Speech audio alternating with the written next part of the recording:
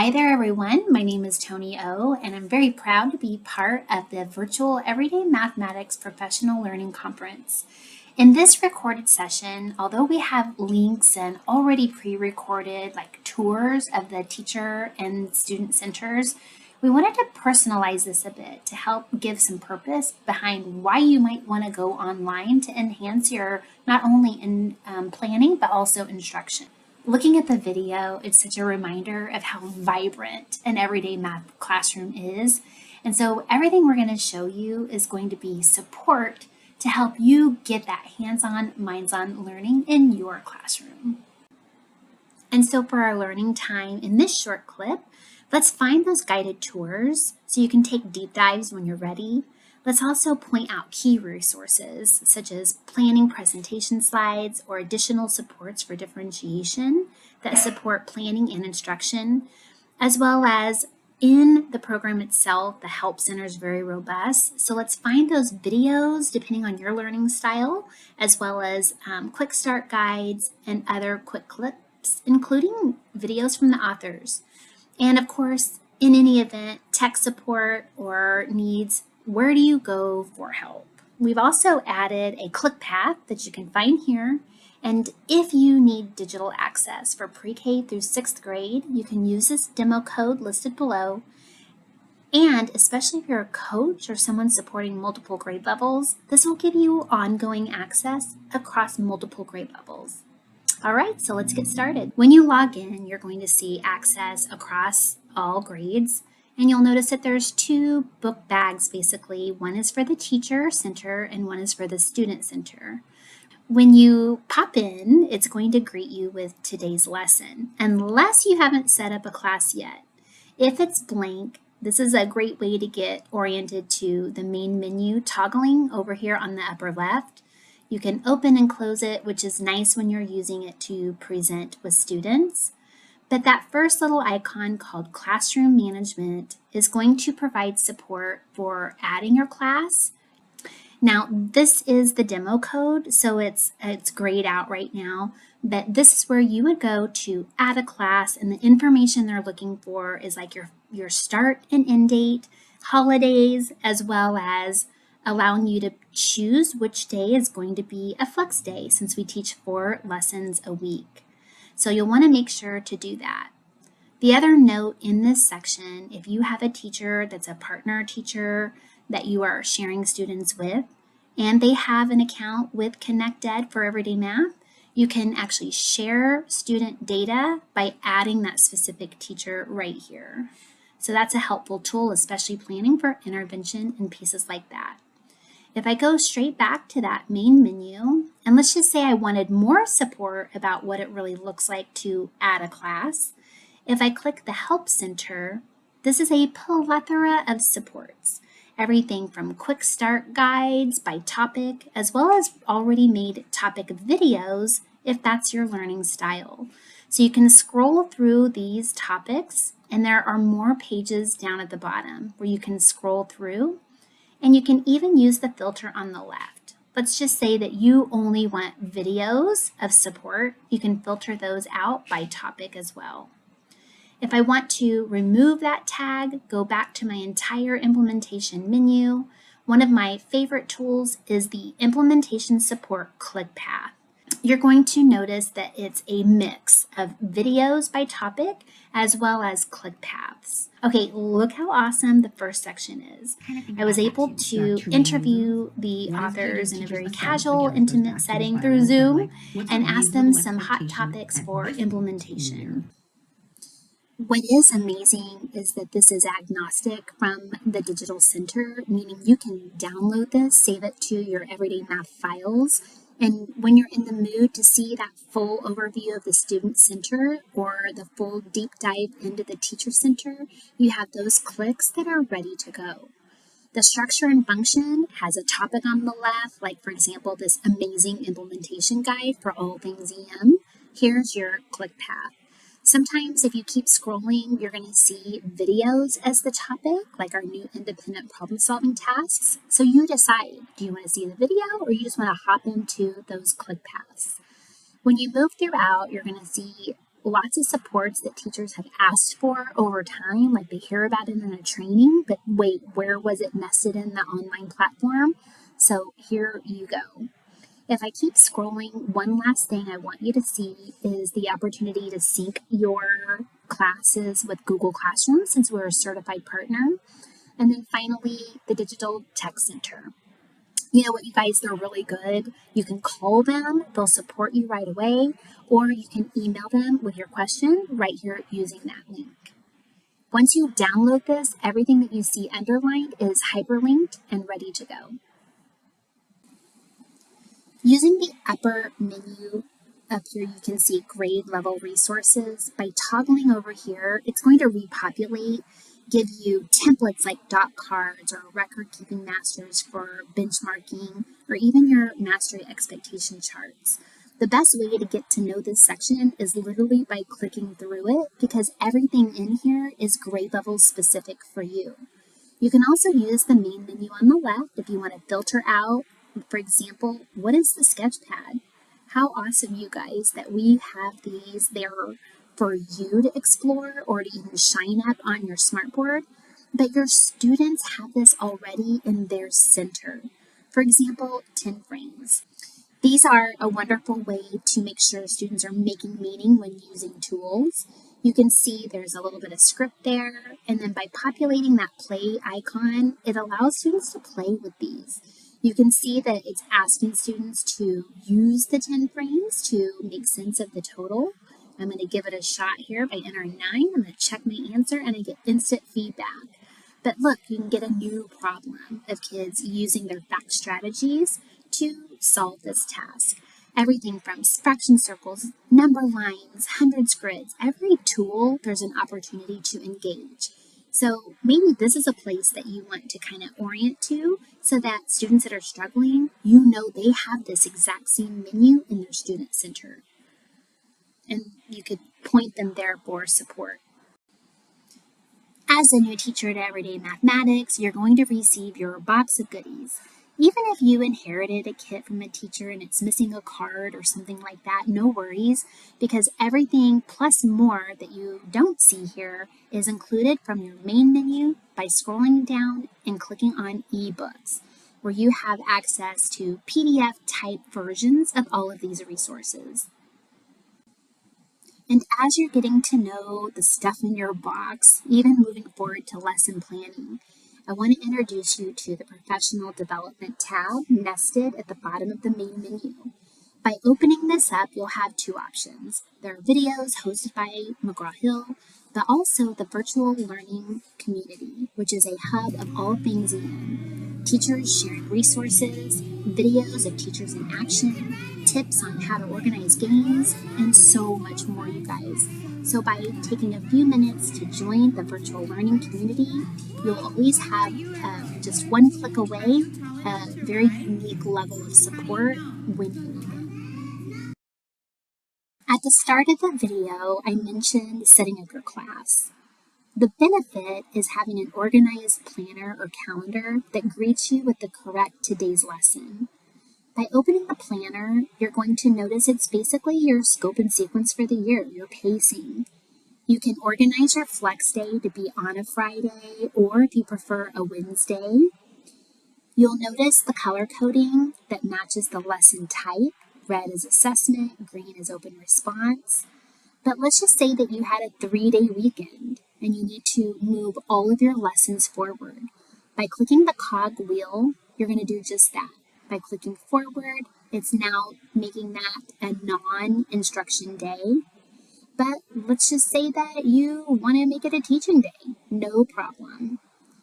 These are here to help keep your calendar up to date for both you and your students. When your students log in, they're on the 13th of July. They're going to see and have access to lesson 1.5 and everything back. Toggling to your main menu, scrolling to unit, I just want to highlight a few pieces that really do at a glance help support the unit you are about to teach.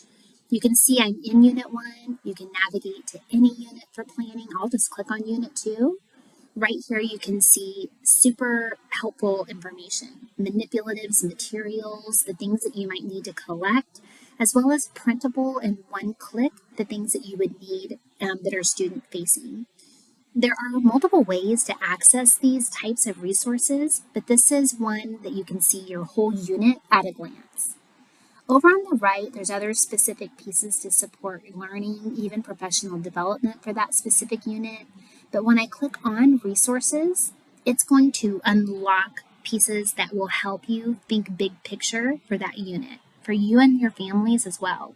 Here are family letters in English and Spanish. Although they are digital in the Student Center, how nice you can print them off if you want to send those home. You'll see at the differentiation level, this is a great nonstop shop spot for all of your English language learning lessons. Just can't praise these enough for being that just-in-time support, even for differentiating the game of the day. So if you haven't had a chance to check these out, please do. Over here on the left, depending on the version of your teacher edition, this is going to be the step out support if you are, for example, in the 2016 version of print. We now have an updated 2020, but don't worry because you have access to all the new planning pages that support that focus, coherence, and rigor, and planning for a day of rich instruction. So we didn't want to keep that information from you, so you have access. How teachers have found these pages to be very supportive and helpful is our new independent problem-solving tasks. You'll see in this teacher support a little blurb about problem solving, as well as an example of what your 2 tasks are. This is an important spot to linger because as you notice, each one is done after a specific lesson. So you can see after lesson 2-3 and 2-10 is when we would want to administer these awesome activities. If you wanted resources specific to those independent problem-solving tasks, you can just use the menu on the left and it will filter it out. And notice you even have the answer solutions here, as well as the ones that you can print off for your students right here. If you want to see the scope and sequence for the whole year, check out the user guide. It will show you after which lesson you have independent problem-solving tasks for the entire year for your grade. While we're here, one last resource, I'm going to remove the filter.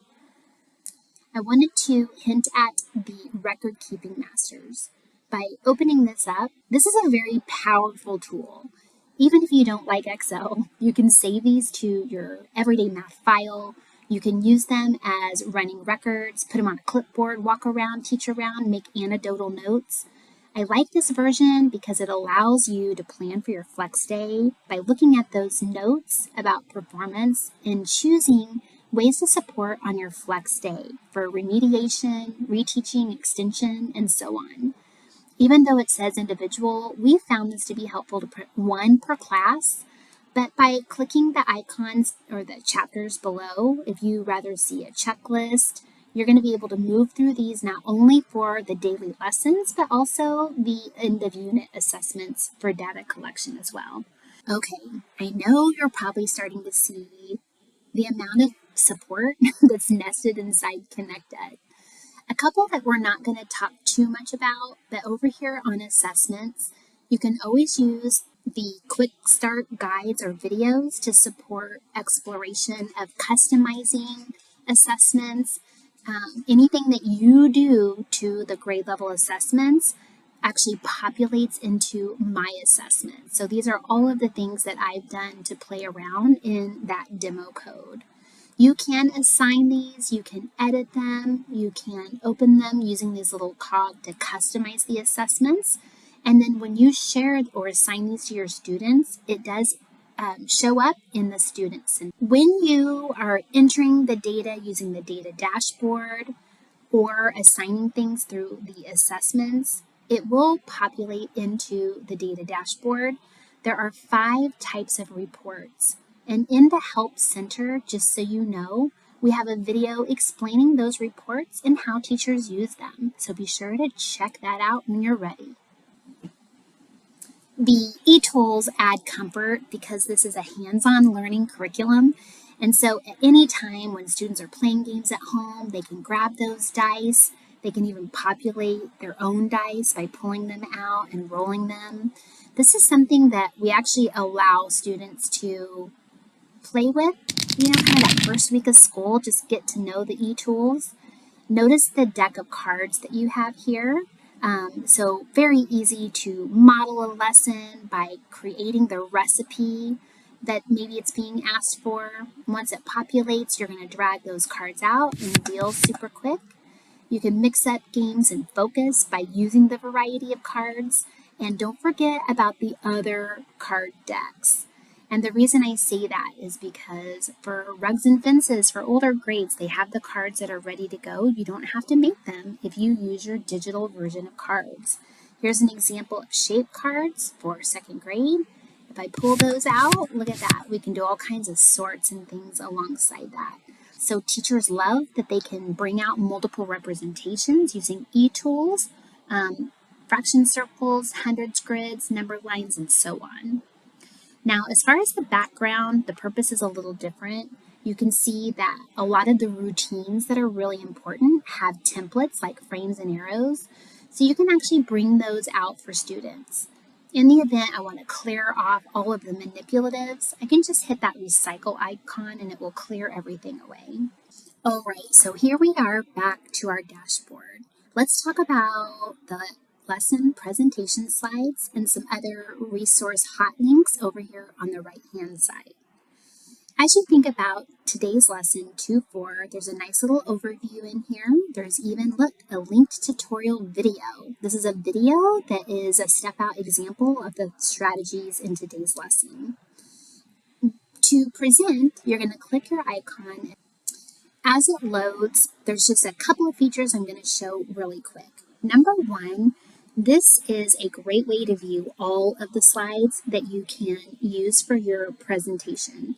Down below, there's a grid here, like the waffle menu. You can see everything that is available by specific component. Notice that within each component, there could be multiple slides. So we're actually going to look at the mental math and fluency for second grade. Notice up here, mental math and fluency. It doesn't look like there's anything to do. And don't worry, it's always going to give you directions if it's a game.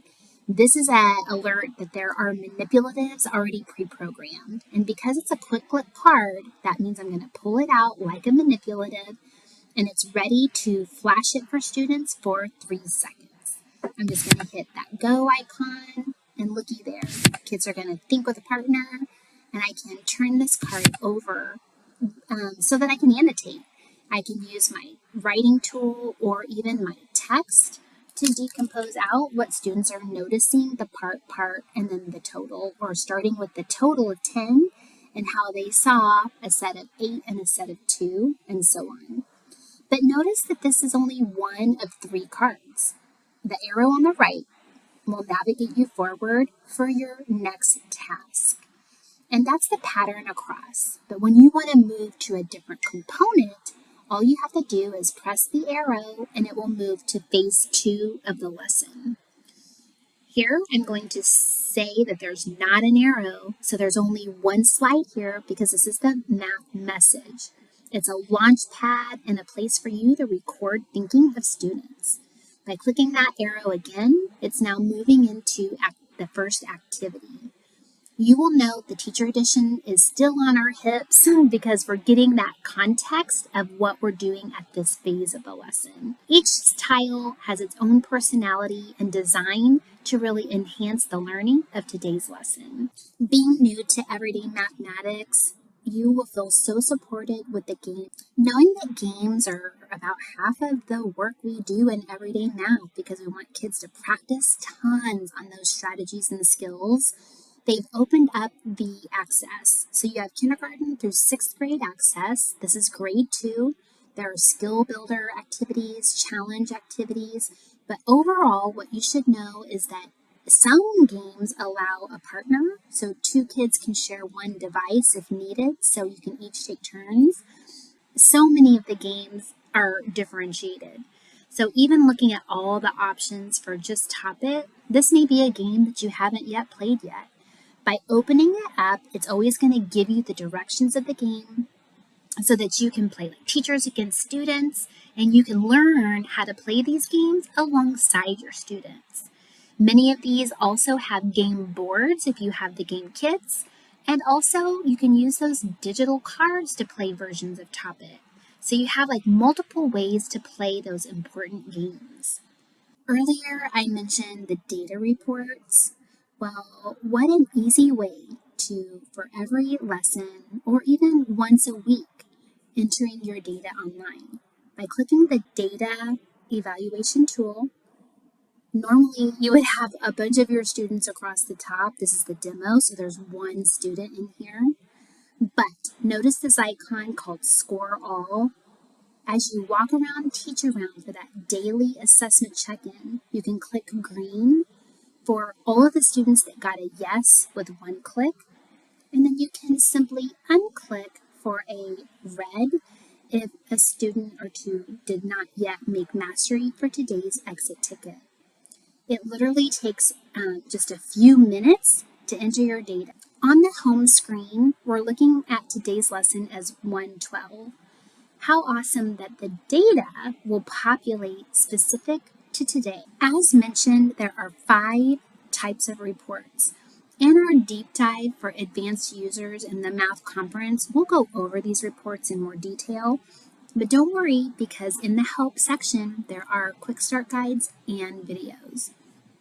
The power of using this tool will group your students. This is the demo and it is back to school, so there's not data in here now, but it will show based on the grade band, students that need remediation and students that do not. Even if you do not populate the data, you can still take advantage of the differentiated assets. You can see full mini lessons. Either they're going to take you back into the curriculum, like an activity card or a game to those students who did not meet the mastery. But also, these little mini lessons are so great because they're short, they're sweet, they provide about 5 to 15 minutes of teacher-guided practice, and it's a chance to mass the practice. So here you can see all of the work is focused around that one skill, which is great for interventionists and for you at the teacher table. Well, that's a wrap. This short clip was intended to give you key navigations in the main menu over here on the left, as well as your presentation slides and everything on the right-hand side that populates for today's lesson. Going back and using this as a tool, you can pause the video and you can actually engage with your own device on the feature being shown. Now remember, we didn't show everything, but in that Help Center for Phase 1 of Learning, if you want to know more that wasn't covered, utilize the click path for the Teacher Center overview and also the Student Center overview, where you can see that dynamic engagement that's provided just by students being able to log in, get to those games, get to the e-toolkits, and so much more with the reference book. So I'm excited for you to check out the Student Center as well. Thank you for your time. Enjoy the rest of your conference.